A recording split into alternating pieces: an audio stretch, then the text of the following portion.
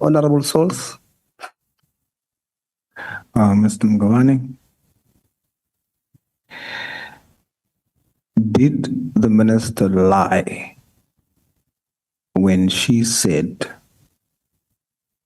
you participated in the selection and evaluation panel that was created to appoint CETA board chairpersons?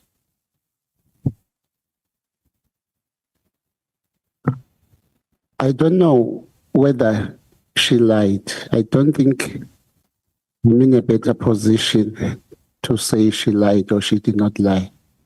But I did clarify my role. I don't think I will be doing justice to the honorable members to say what I don't know. But what I am saying about my role is the truth. I'm not lying. If I have to believe you, I'll rephrase. You saying to us you did not participate, correct? That is correct. The minister says you did participate, correct? Yes, I'm aware of that. Who's lying? I know that I'm not lying, but I don't know whether she's lying or Okay, not. it's okay. So if you not lying, because remember now, for the record,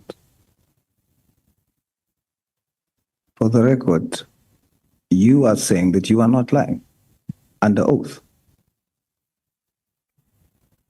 Now, about you, is the minister lying about you participating?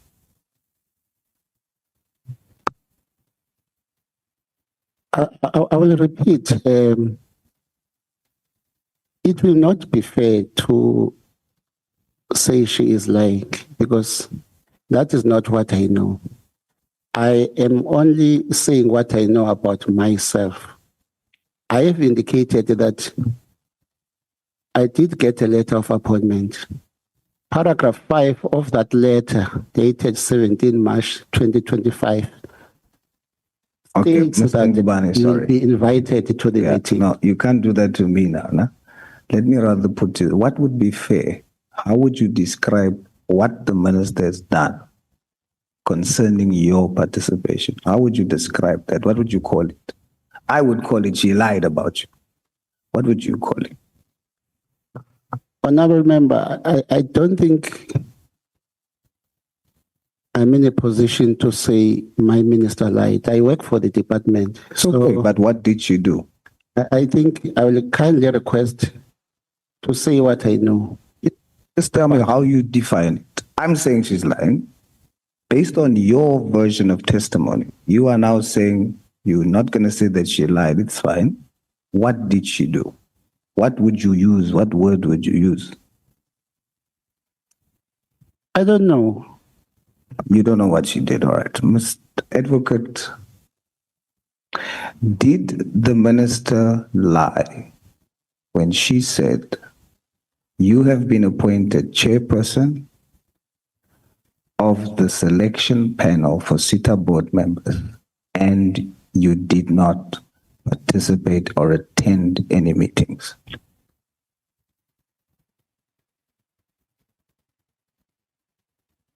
Let me first answer your question and then I'll deal with the contextual issues after. If the sole question is whether on the sequence of events, i.e., if... Advocate, please bring the mic closer to your mouth. Oh, sorry. If one takes the chronology into account, i.e., by the 17th of June, at the time when the minister issued her statement indicating that I had been appointed and that I chaired the process but did not attend meetings. At that time, the minister, as she acknowledges in Annexure F, that she had been told by me in the letter of 16th June that I did not chair because no attorney appointed me. And if the conversation on the 17th, before issuance of that statement, which he acknowledges in Annexure F, that fact was also brought to her attention. Was there any basis for the minister to say that I chaired and was appointed and did not attend? No, there was no basis. I mean, it's now admitted. So if then the question is, was that statement truthful by the minister on the 17th? No, it was not truthful. Did the minister lie?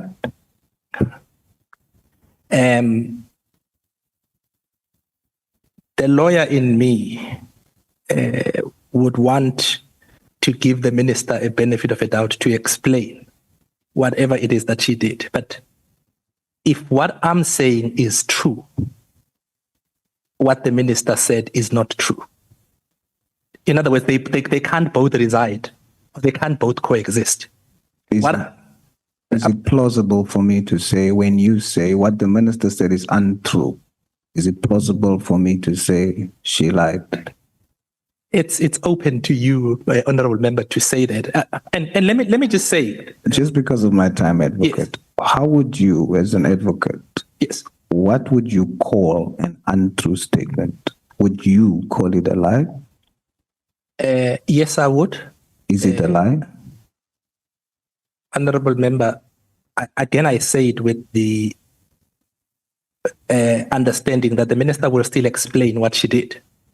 And I understood why the minister needs to be here. I don't want to have to speak with in circumstances where the minister can't explain. Okay. Thank you, advocate. Yes. I raise chairperson. Thank you very much.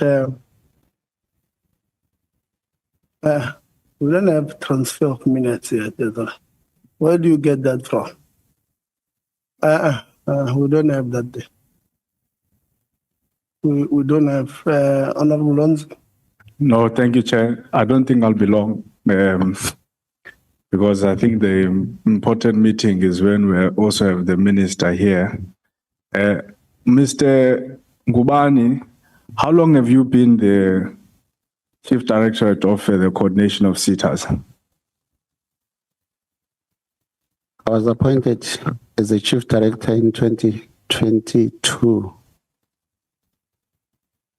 And how many years have you participated in this process of appointment of SETAs?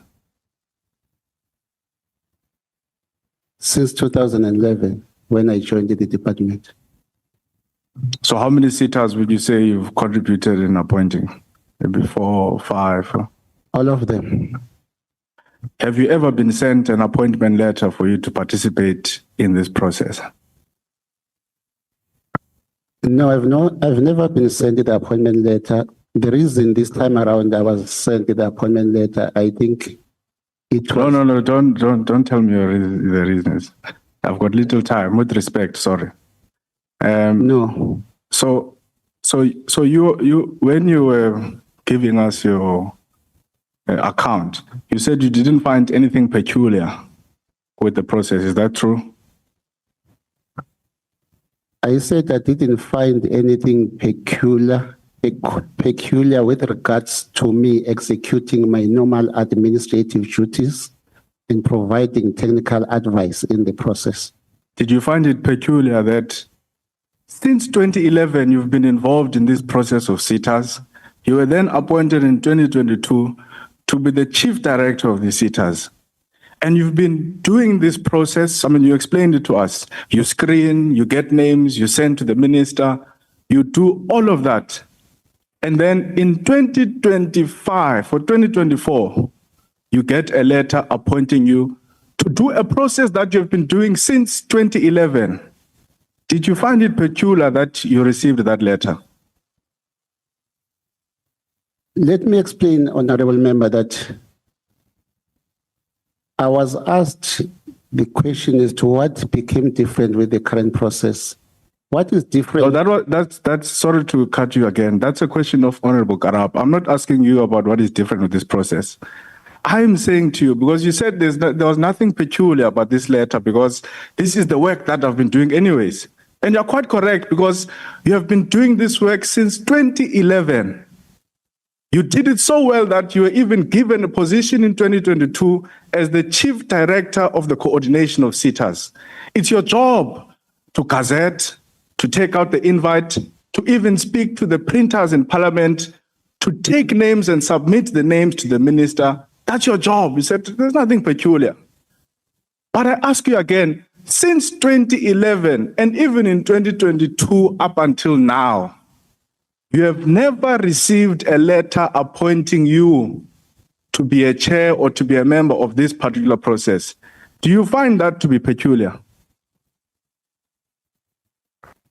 Honorable Member, let me indicate that there was no panel, all these other terms of the previous boards when they were appointed. That is what I raised. How Maybe, sorry, Chair, my question is not being answered, but let me try a different angle. The former Minister of Higher Education, Minister Mislead Nzimande, have you ever worked under him in the process of sitters? Yes. Has he ever sent you a letter to appoint you to be a chair or anything of a sitter? No. How did he usually appoint chairs of sitters? The process that I articulated, in which after the capturing of the nominations and they are submitted to him for consideration, he is empowered by Section 11 of the Skills Development Act to apply his mind. So before this, you would go, you'd gazette, you'd send out the invites, you'd do the screening, you do all of that, and then you go to say, Minister Mislead Nzimande, here are 100 people that I think meet the most basic requirements. And then he'll just be sitting somewhere in his office or in his house and say, out of these 100 people, I'm just going to choose 21 arbitrarily. Is that what happens?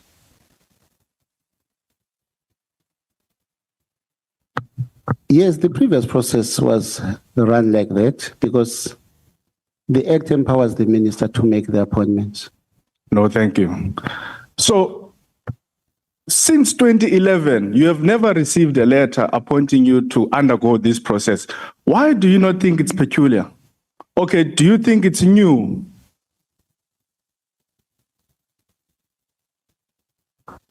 Can you repeat the question? I'm trying, maybe my problem is that perhaps it's the word peculiar that me and you are not finding each other on. Because I don't understand why you would not say this is peculiar, because you're saying you've been interacting with this process since 2011. You come in 2022, you're a chief director of sitters. You do all of this. You've never been sent any letter. Yet you're saying it's not peculiar. So I'm saying perhaps the problem is English. Is it a new thing that you are being given a letter to do a process that you are supposed to be doing anyways?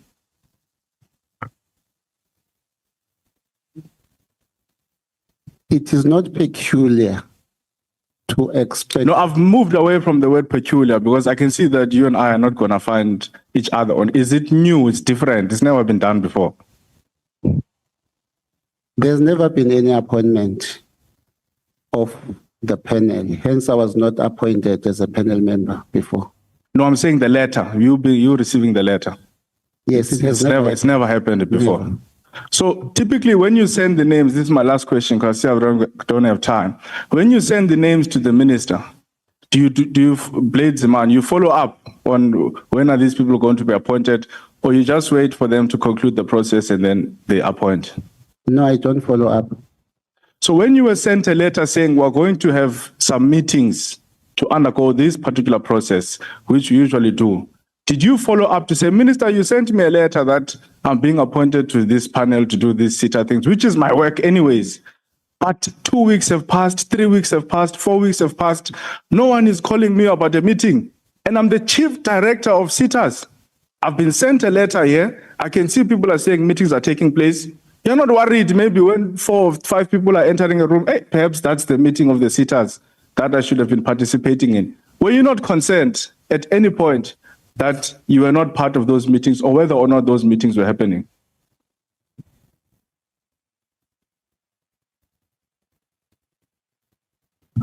I did not make any follow-ups to the minister because when the appointment letter says will be notified, will be invited to the meetings, I expected that to happen. That it did not happen, but I did get the list of names that must be appointed. No, thank you, Chair. No, thank you very much. Honorable Governor. Thank you, Chair. I will not be long. My other 3 minutes I will give to Whip. So you will take my other 3 minutes, Whip. Are you done, Loans? No, I only have 2 or 3 questions. The first one, we have been running around trying to find the difference with other panels or other processes and this one. When you received the letter that you will be appointed to execute this duty, it is odd to me because this is part of your everyday work. When you didn't, or when did you discover that the panel is done with its work and you were not part of it? With the receipt of the list of 21 candidates, that to me is an indication that something has been done. And what did you do about it? You have now discovered that it has been done without your involvement as the chief executive director of this process. What did you do about it? How did you make your follow-ups? Because this is incumbent upon you to be part of this panel. Now you are not part. How are you going to account for it in terms of your work schedule? What did you do about it? Honorable Member, I don't think it is for me as the official to question the minister who he or she appoints as a panel member, and whether I don't even know whether there was a deputy chairperson for the panel. For argument's sake, if the panel was appointed, there was a deputy chair. I didn't know any other panel members. It could be possible that if I was appointed and the deputy chairperson was appointed, the meeting could proceed without my involvement.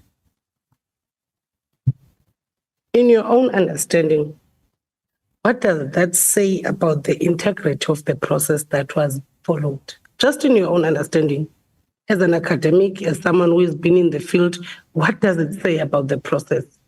Coming down to the names that were handed or you found at your desk, because it looks like you just got them at your desk presented to you. Assuming there were panel members who sat and deliberated in processing the nominations, the process could probably was done. But as I'm saying, I don't know other panel members. I was handed my own appointment letter. I don't know whether there was a chairperson or any proxy to the panel members, but I couldn't question the minister or say, who else did you appoint? When it is explicitly said, you'll be notified, you'll be invited to the panel meetings. I expected that to happen. It did not happen. In your own understanding,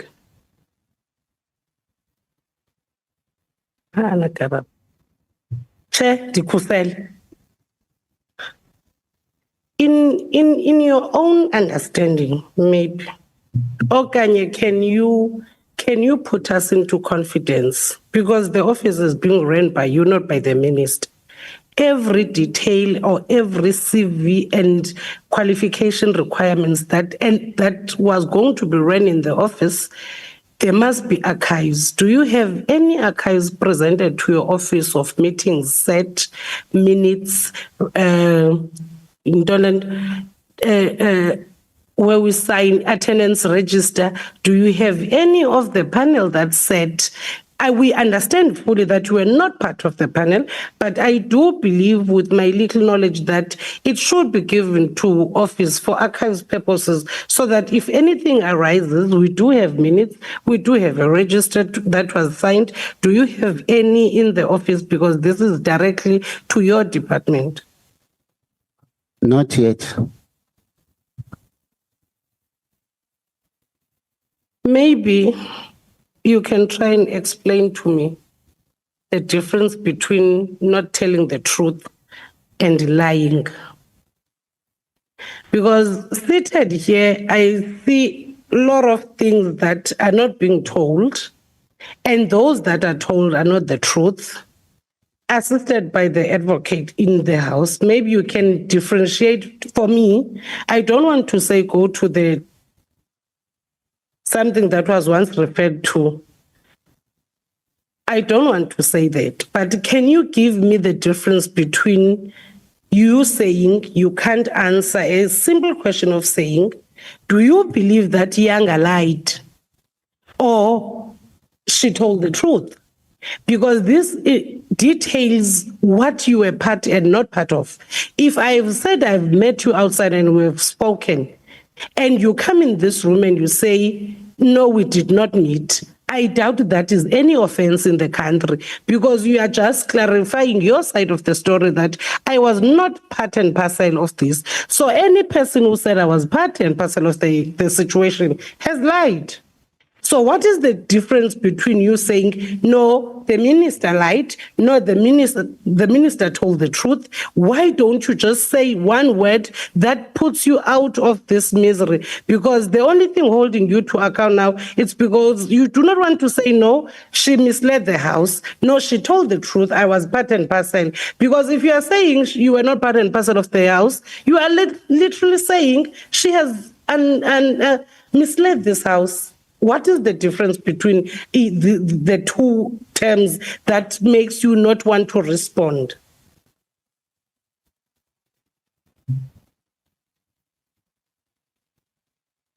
No, I believe the minister will also come and present herself, and her presentation will enable the committee to determine whether she lied or not.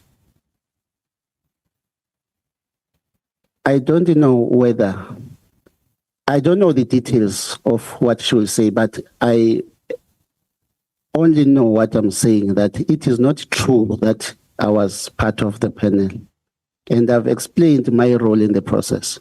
I've done that. I did not participate as a panel member. Chair, I'm done. Yeah, If it's not through what we had, then the truth is what we know. Chair, I don't know, because there was also an invitation that I should chip in. Yeah, let's If it's necessary. I think let me just clarify this thing of lying. You heard earlier on when I said, if my inquiry to the minister was whether she lied or not, I would have asked other questions. But because that was not the purpose, that's why I said I stopped where I stopped. And let me give an example why there's a difference between taking it to lying and what the objective facts now reveal. It is one thing that is clear, given where we are now, is I said in my case, given the events of the 15th and the 16th, which is that the minister knew that I was not appointed and that there was no attorney that formalized the process. When the minister said on the 17th, after the conversation, after the letter, that I was appointed and I chaired, you can at least take away three things from that. The first is there is no mistake that was made by the minister. That one is clear. Two, there is no misunderstanding. At the end of the conversation on the 17th, but before disclosure to Parliament, there is no misunderstanding about whether I had been appointed or not, or whether there was a need to formalize my appointment through an attorney or not. All those had been clarified prior to that. So there's no room to say the minister was mistaken. There's no room to say the minister misunderstood the process. And the third thing is, if you're talking about misleading, which is something different from a lie, when the minister knows all these facts and says, I chaired, I was appointed, I chaired, I did not attend, that's misleading. But when you're talking about lying, lying is an intention to say, well, then why did you do it? Knowing these facts and knowing that these facts are incongruent with the true objective fact, which is not what the purpose of my engagement with the minister was. And that is why I was saying, I can't say she lied when I didn't inquire as to the motive. Why did she then intentionally state facts that were incongruent with what she knew at the time? That's what I did not know. But if that's what I was searching for, then I would have had to ask her. And that's why I said, when I got to this, I thought the objective had been achieved and I'm not going to follow up.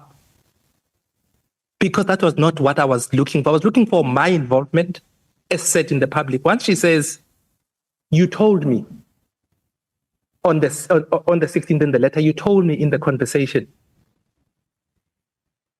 this appointment was not finalized because you were not appointed by the attorney and my staff knew. That's all I needed for me to clarify what was in the public domain, which was inaccurate. So let that be understood. If it assists at all, why the question of the motive was not interrogated. I assume that's for then your processes and what is it that you want to achieve. Then why? Thank you, Chair. Okay. Thank you, Chair. Maybe this will assist as well. It's very brief. One question. Chief Director Mabuza, would you say I'm correct if I say you did not participate in the process as the chairman of the panel, but you did participate by virtue of executing your normal duties? Yes. Thank you. Chairperson, if you would allow, based on the explanation from the advocate for me. Hold on. Honorable. Chair, thank you. With the back and throw questioning, I want to ask the following to the Chief Director. Do you believe in any way that your answers given to members' questions today might affect your employment status in the department? That is very possible. And that does not,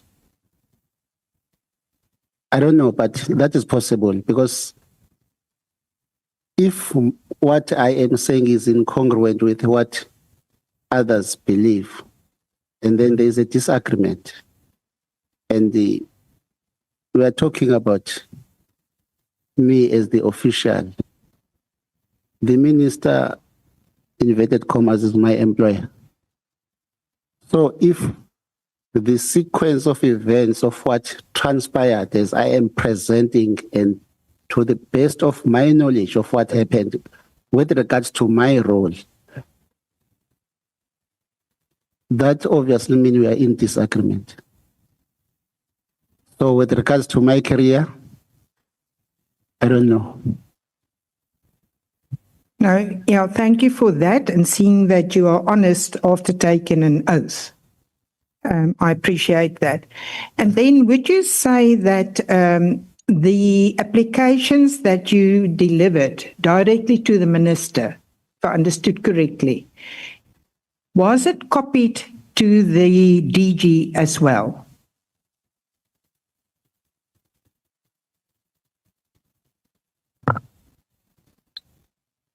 I'm checking my records, Honorable. The one that I submitted to the minister on the 16th of January 2025 at 10:20, I did copy the Director General. Thank you, Chair. So on that same email, he was CC'd. Yes. Thank you. And Chairperson, I would then request that we get a copy of what was forwarded to the Minister and the DG. Thank you. Thank you very much, Honorable Law. Thanks very much, Chair. Hey, it's a difficult one. Ndanunguban, on the 30th of May, when you appeared in Parliament, you did say that you are not involved in the process. And today you made a clear reference, and I want to take you to maybe to try and clarify. When you are a chief director and part of your role or your KPIs propels you to deal with certain things, you deal with administrative and technical advice. That means in your compilation of the documentations, I want to check, firstly, who did you give your administrative compilation documentation to when you were dealing with the process? And then two, why did you say that you are not involved to Parliament on the 30th, where else you were involved on the initial process of compiling the administrative?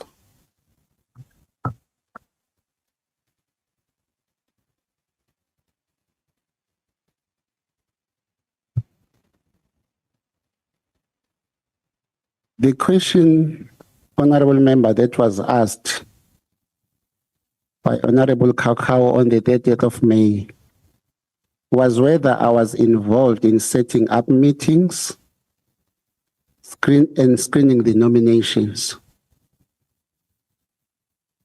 Not receiving the nominations, screening the nominations. That is what I understood it to be the question. And I understood the question to be asking about my involvement in the panel proceedings, which I responded, no, I was not involved. But as for my administrative role, I believe I also said, because she firstly asked me to explain my duties as the chief director. I did indicate that I'm responsible for providing administrative duties as well as providing technical advice in the process. But when I said I was not involved, I was specifically referring to my involvement as a panel member. I hope and wish that can be understood in that context. There are two things. There is my role as the chief director, and then there is the panel, which I was not involved in. I said I am responsible for performing the administrative duties and also providing technical advice in the process. I also wrote, responding to the chairperson, the last paragraph, I said I did not attend any meeting since I did not receive any invitation for the meeting. Paragraph 5 of the appointment letter states that the date of the nomination committee meeting will be communicated to you in due course. I was not invited to be part of the panel. Yes, I was appointed as a member. Thanks, Nadenguban. When you are chief director of SITAS, your KPIs, your competencies, initially, when you are saying administratively and technically you are there to advise, you are part of the process. Don't confuse the two. I want to assist you. The panel is appointing. You are the receiver and initiator who should advise properly as you are going to hand over the documentation to whoever you're going to give to. And you must present to whoever you're going to present to. Agree. As your participation, you are the initiator of the process. You received nominations. Who did you give to the nominations? If you are saying you did not participate. I gave them to the minister, not the panel, because I didn't know the panel. Okay, thank you. Thanks for that. The other thing I want to ask you, Nguban, is that do you know Tate Luvuyo Makas? No, I don't know him. Is he an employee to the department? I don't know him. The department comprises of a large number of employees, maybe, but I don't know him. If he dealt with SITAS, why would it possible that you don't know him? Because he's the one who approached a chairperson. Sorry, can you repeat? If he is the one who was dealing with the sitters, what one of the minister's advisors, does he not work at the department? I don't know Mr. Marcus as an employee of the department. In fact, I heard for the first time when I read about it. Okay, thanks for that. Chair, I think we should also agree that we should also summon Master Lovio Makasi to come and clarify his role onto the process of the sitters. I want to get to another question. And that if, like the minister could have alluded, the minister said that the panelists are volunteers. Were you going to volunteer? That we didn't even get to talk about those processes.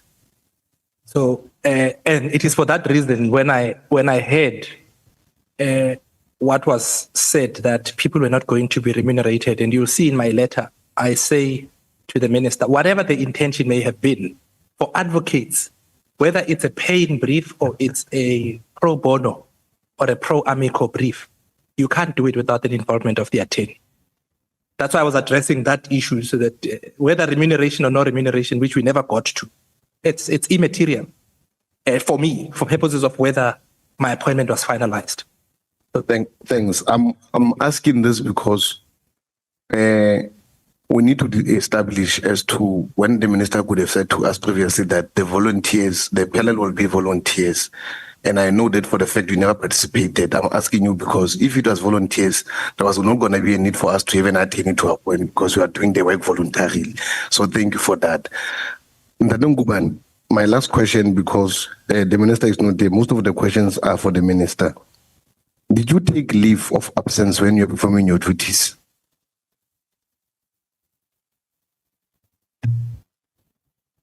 Maybe let me clarify that the Gazette was issued on the 19th of November 2024.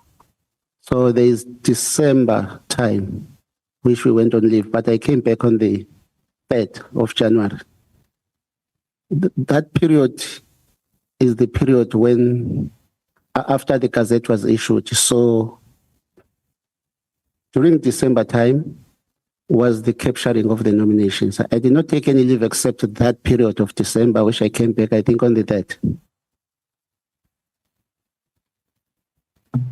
Thank you, Chair. I'm fine. Thank you. Even if you're saying you're not fine, your time was done. So, just one or two questions, and then I'll come back to you. Just one or two questions.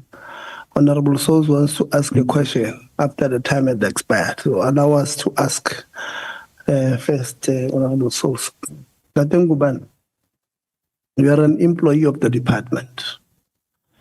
Earlier on in the meeting, I indicated that I received an apology from Ms. Rulani Ngwenya, who indicated that you guys in the department had received an email from the Director General's office indicating that one, the meeting was postponed, two, I don't know what happened. So do you have this email from the Director General's office that confirms the claims by Ms. Rulani Ngwenya?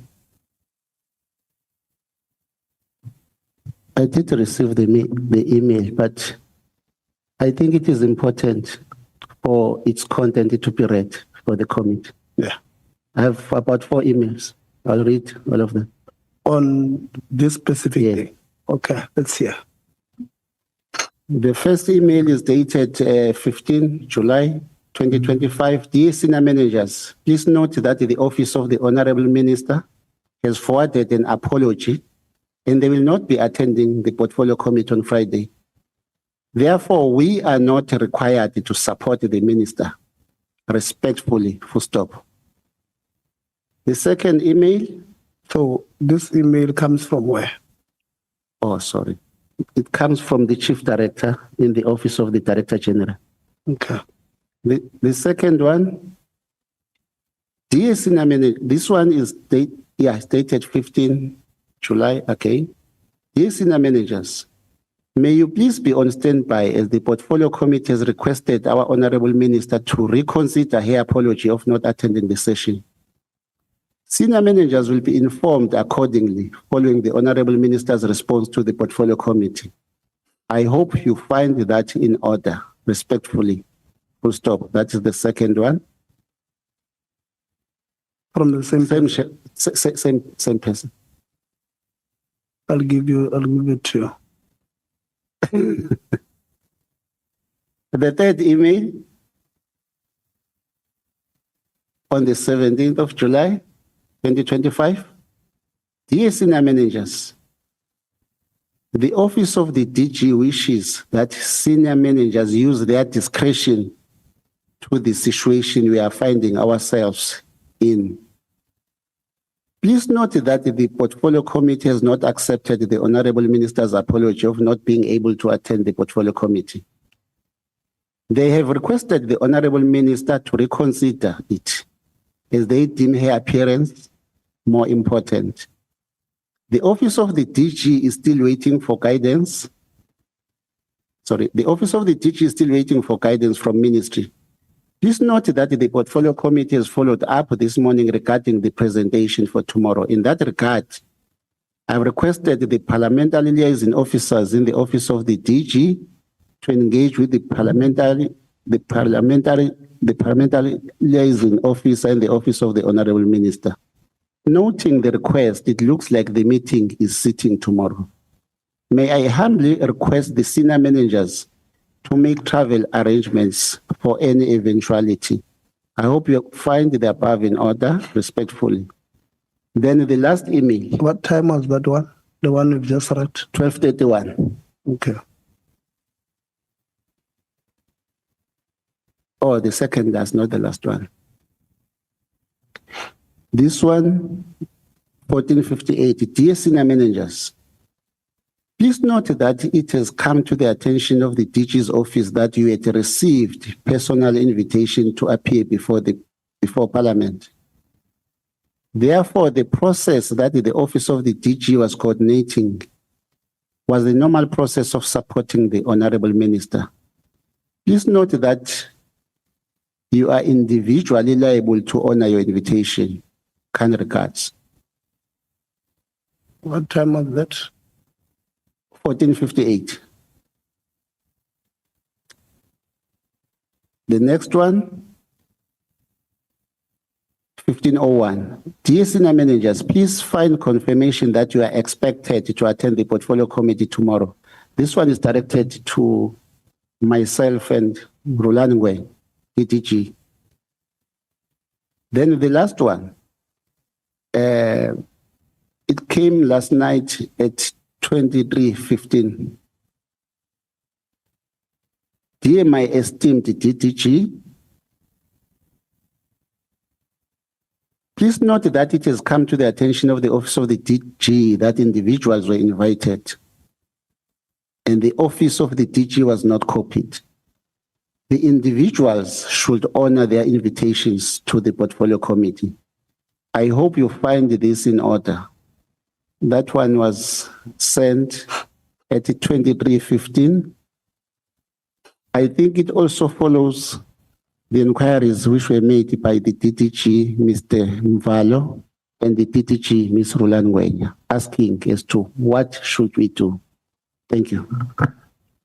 No, thank you very much. Very helpful. So,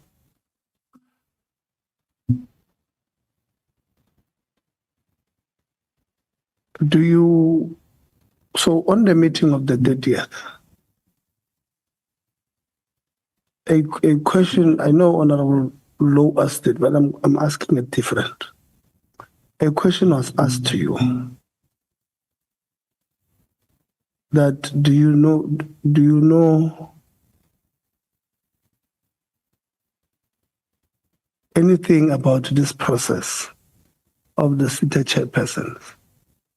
You are, I think, number 3 in answering that question.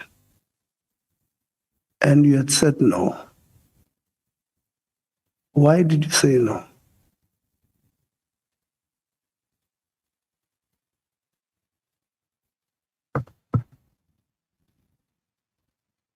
I did not say no to mislead the committee. I might have misunderstood the question, which I thought it to be asking me about my involvement as a panel member. And in case I misunderstood the question, I would humbly apologize if that was interpreted, if that is how it was interpreted. But I thought the question to be asking me about my role in the process. Okay.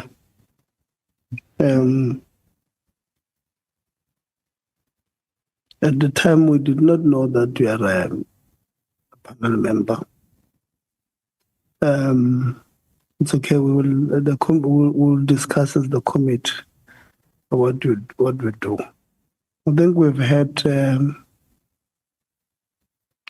yourself. So, Advocate Terry, you said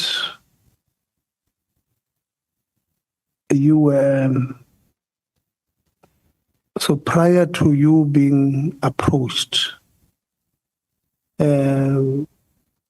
Makasi called you and asked if you are willing to assist in this process.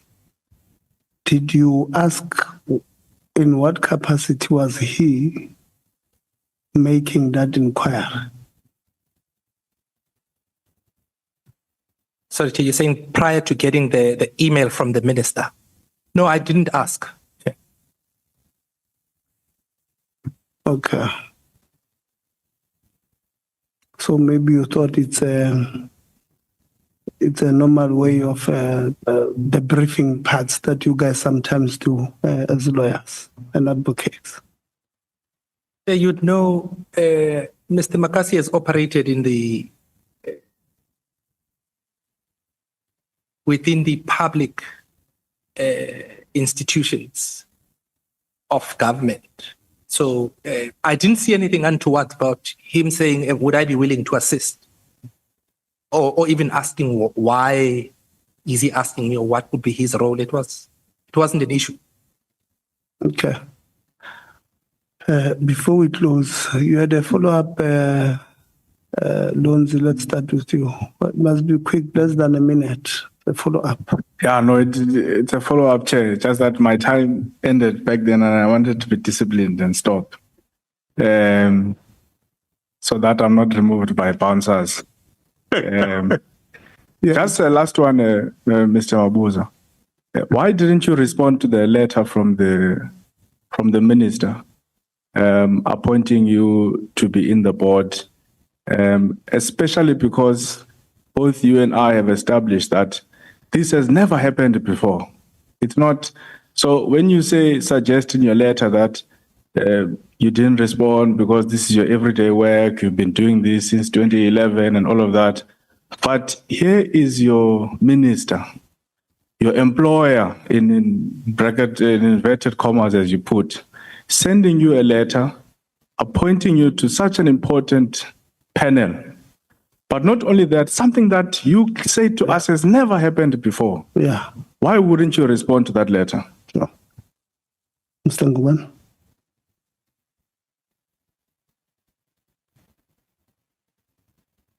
I did not write any acceptance letter.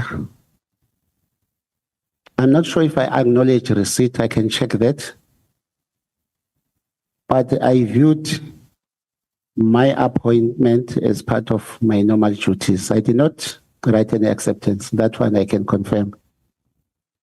But because I expected that there will be continuous engagements between the minister's office and myself, and then I expected that I'll be notified, then we'll work. Okay. Honorable Sauls?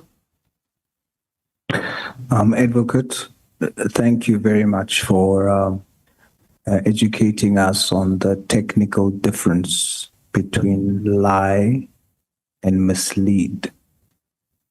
Based on that, I would like to ask now, did the minister mislead the committee when she said that you have been appointed chairperson of the panel and you did not attend the meetings?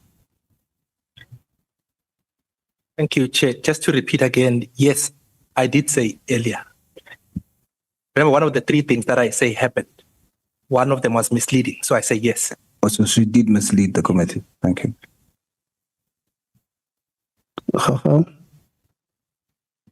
Thank you, Tata Mutau. I think you've been clear with everything. Tata Mabuza, Ngubane, just quickly, I'm going to say 5 things and I need you to help me understand if my understanding is correct. So you suggested to the ministry that there must be for the first time a panel that must be set up instead of the process that was followed in the past, a selection and evaluation process. After that, the minister then appoints you and Advocate Terry Mutau, but you as chairperson of the panel that you recommended to her that must exist. The minister gives you a letter, she appoints you, but you don't respond to that letter because you think it's normal, because it's part of your duties, which is a new set of things that you recommended to the minister. But then you then process the applications of the SETA boards. And after you process them, you send them directly to the minister, CCing the Director General and not to the panel. Thank you. That you said the minister must appoint. Is this, do I understand correctly? I think the honorable member does not understand it correctly. I only got the appointment letter appointing me. I was not informed who other panel members are. Secondly, when I was submitting the nominations, I was submitting them on the minister's request. I couldn't send them to any other person. Ngubane. Mkhize, sorry. Where do I start? Yeah, start with the junior so the senior will sweep. Ndate Ngubane, just for me to be well grounded on the case you're advancing here. I'm asking if by virtue of participation in the process, because you did participate, but by virtue of conducting your own normal duties, we have agreed on that one. So my follow-up question on that one, would you say you had zero influence as to who gets appointed in the end by participating through your normal duties? Not at all. No influence? Not at all. Thank you. Thank you, Ndate Ngubane. Yeah, thank you, Chairperson. Advocate Terry Mutau, the meeting of the two gentlemen, Advocate Mr. Luvo Makasi and the other one, yes, so now, are you aware that Mr. Luvo Makasi previously in the Department of Water, as well as in the Department of Minerals and Energy, the guy was in charge there, or the guy was the advisor to Minister Nomvula Mokonyane during the war on leaks, and he was on the newspaper about a whole lot of scandal. Are you aware of those articles?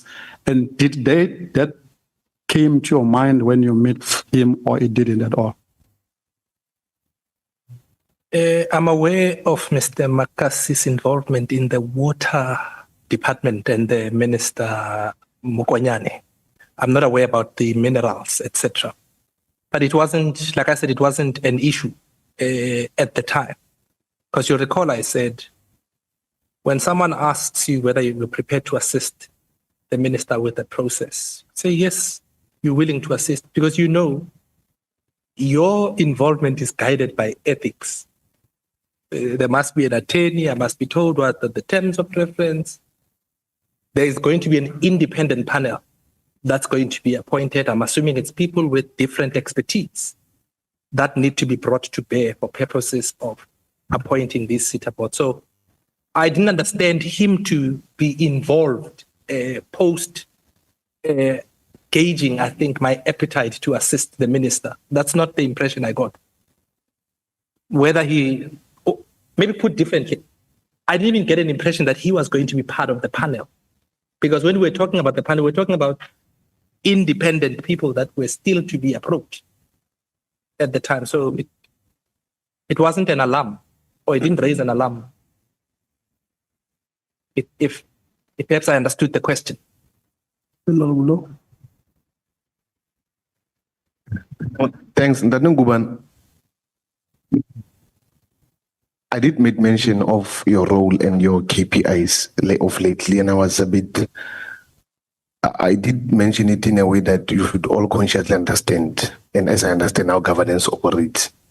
So my question comes that after you've submitted the nominations to the minister, in between that period, were there any technical advice you gave, or was there any request that you could have received from the minister? You never did anything. You just submitted nominations after you said there. You know, I'm asking this, Dr. Guban. If indeed, as you said in your letter, this is your competence, you would have known better to say that any conclusion of a process that regarding you should either technical advice or give administrative directive, because you've had more experience compared to any other director. So from the process of submitting nomination, what was your therefore role from there, or you were just not bothered, you just submitted? Maybe let me indicate that the administrative role that I perform also includes writing the submission for the minister's approval. I did receive the list of the nomination, the list of the 21 names or candidates that needed to be appointed. I did receive those. Okay. It's Chief Director, Sector Coordination. The time is past now. Let's do this, colleagues. Let's thank you, Mr. Nguban and Advocate Matau, for coming. We really appreciate taking time. There was something that I can't remember who asked you the question. If when they asked if you think there's a possibility that you will be targeted and fired at work, I can't remember who said it. Desiree.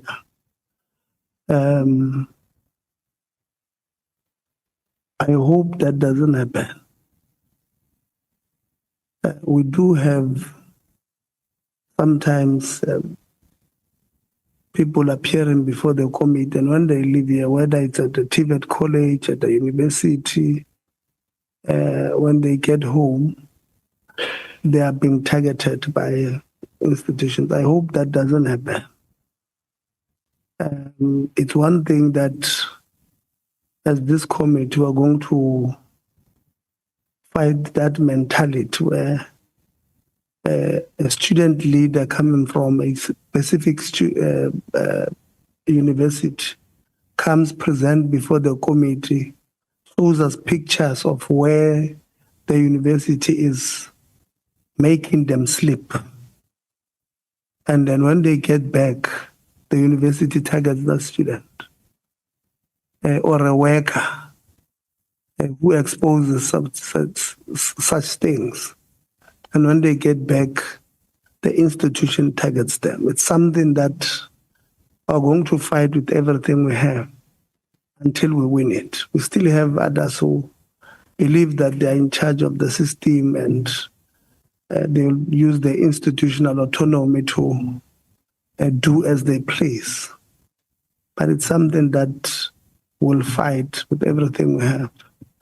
That will include some of the drastic changes that we would want to propose on the Higher Education Act, on the CET Act, on the Skills Development Act, because it can't be business as usual. When we have very learned people, advocate, who use these acts to suppress dissent, it can be. We don't like dissent. We want systems that works, almost automatically to advance the plight of our people. But in order for us to get there, there are certain disruptions in the system that must be exerted, and we're going to do that. So we wish you all the best, colleagues. I know Honorable Zondo wanted us to ask that you come next week. I don't think it will be necessary. I think we've exhausted. You have said what, in essence, at the bottom line of your letters is that you were not, you did not execute any duty as panel members. And I think that's the bottom line that you are giving us. But we want to thank you there. We will give the minister, we are people who believe in the law. The minister was invited. We will invite her. We've sent a letter inviting her to Tuesday. I had applied for Tuesday. The House chairs approved the day for Tuesday. So the meeting will sit on Tuesday. Because we must also give the minister, in law, you call it Audi, what? The right of reply. So she must come and set the record straight. Like I said, I can't read the letter into the record now, but she has written to us. Also, when we asked her to respond on the 25th of June, so we do have her response. So she will come and indicate her side together with we're going to write to the others, Ngwenya, Simane, and Solani. I'm going to, and the DG. The DG is in China. I think he should be back by Monday. So there's no problem. He will be here on Tuesday. And the DG will clarify the letters that come from your office, creating confusion on whether we've cancelled our meeting or not. So we will, I'd forgotten to say the acting DG was here on Wednesday. And yesterday afternoon sent us an apology that he can't come because he's got a long-standing commitment. The department, and we'll talk to them on Tuesday, they've got this tendency of creating a crisis as if we convene the meeting at 9 a.m. on Thursday for Friday. We never do that. We write to them on time. When we convene meetings, normal meetings, we give them a program for the quarter. So they know that on the 19th of August, we are meeting X, Y, and Z. The department will sit and say, and write to us on the 18th of August and say to us, we had a long agreed program. They write to us a day before when they've had the program in June. So on Tuesday, we'll also speak to them because it just cannot be, because they are creating a problem in the system. On Tuesday when we meet, there was a letter, anonymous letter we had received from the department, where an employee or somebody who's purported to be an employee of the department indicated to us that she was coerced in being part of the panel, and she refused. And she's afraid that she's going to be fired. I've written to the department. I don't know if they responded. I've written to the DG to clarify that part. So when that meeting sits next week, we will get an answer to that. But thank you very much. I think today, members, you behaved, except very earlier on when Honorable Kaka wanted to speak about, you see, when we give you time, speak there. But don't want to, when I give you an opportunity to speak on way forward, you want to bring in your political, it's not going to happen. We're going to run our meetings with discipline and all of that. So we will meet on Tuesday. Want to thank you, members, for sticking to what we asked you to stick to. You have not, I know Honorable Lonzi sometimes, he likes saying that it's my 15 minutes. I can ask him what tie they are wearing. At least today he did not do that. Stuck to the script of asking relevant questions on what was on the table. I think we'll take it, like I said, we've concluded earlier on when legal guided us on other matters which we've closed. So we're not going to submit any supplementary, Desiree, any supplementary to or supplementary documents to a political party submission in the ethics committee. You are on your own there. We're still busy with our process this side. We're not going to do a political statement by going to a court just because some deputy minister was fired. That was on a lighter note. But